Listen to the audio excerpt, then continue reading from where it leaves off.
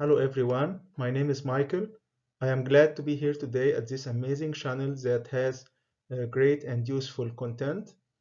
I would like today to present a short review of a novel that I liked so much. It's one of the best novels that I have ever read in my whole life.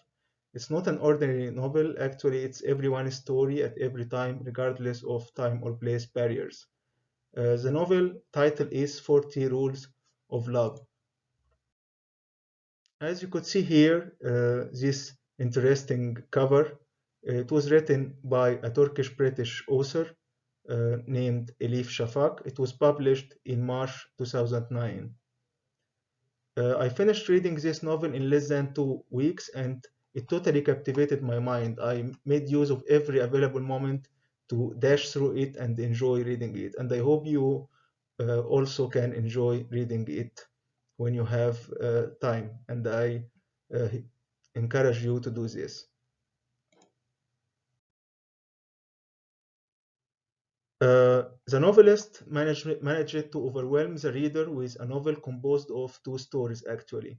These two stories are happening parallelly at two different eras.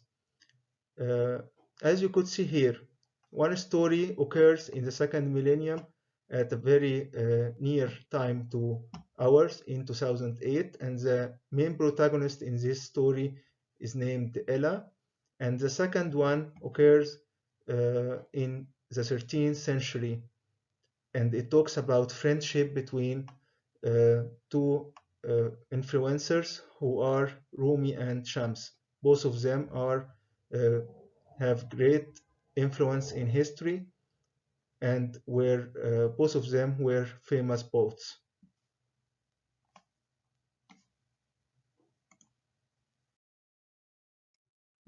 The first story occurred in 2008 as we discussed. The main character is Ella. She is an American housewife in her late 40s, living in her own bubble, caring for her three children and husband. She is living a very stagnant life. Actually, everyday routine is repeating. She doesn't do anything new in her life. She is following a certain discipline, and she actually is used to this, and she doesn't want to get out of her bubble. And despite this, uh, her life goes out of control. Like the relationship between her and her husband is on the edge. Actually, she discovered that her husband is betraying her, though she is ignoring this fact.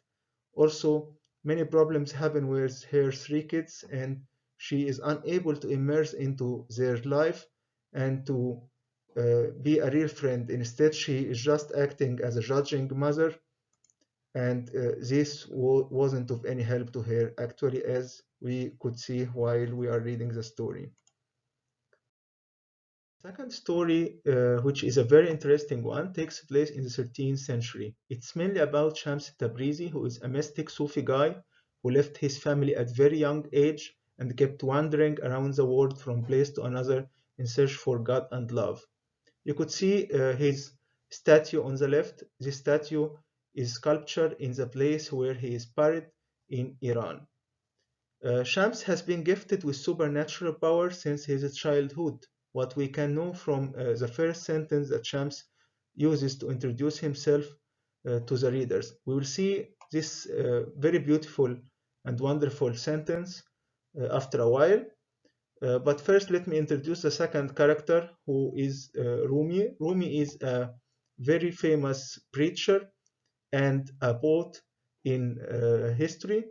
Actually, he wasn't a poet in the beginning, but his meeting with his friend Shams and the intimate friendship human. Like he began to contemplate on nature and to sympathize with everyone and turned to be a great poet and also a mystic himself.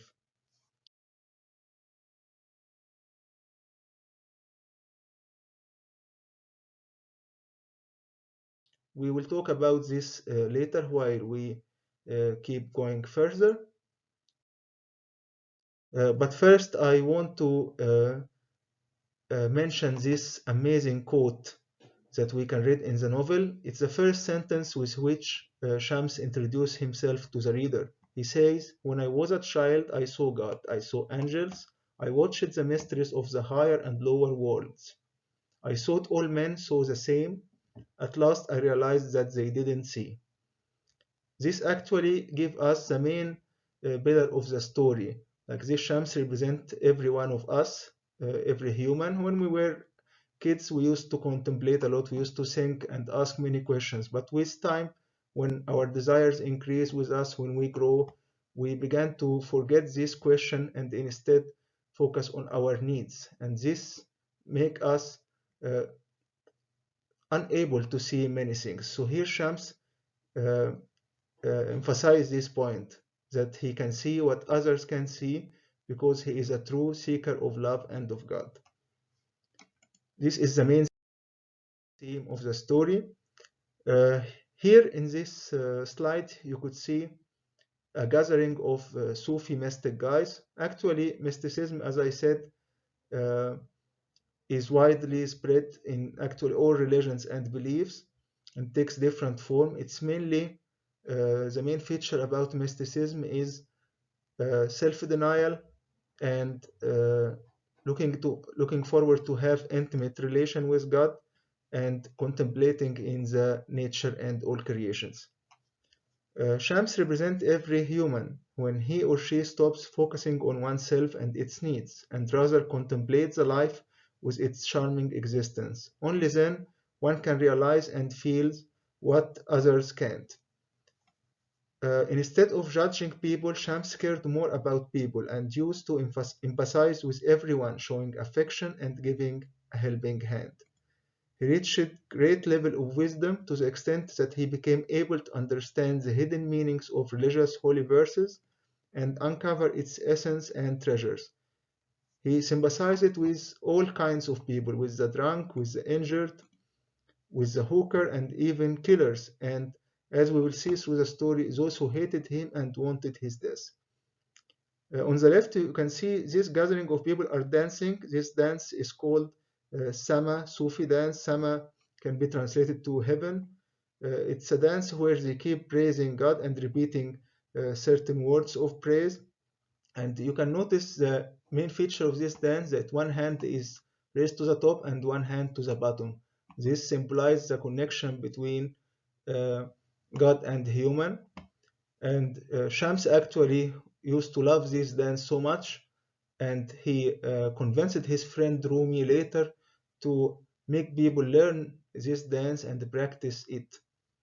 And Rumi kept this ritual ongoing even after Shams left him.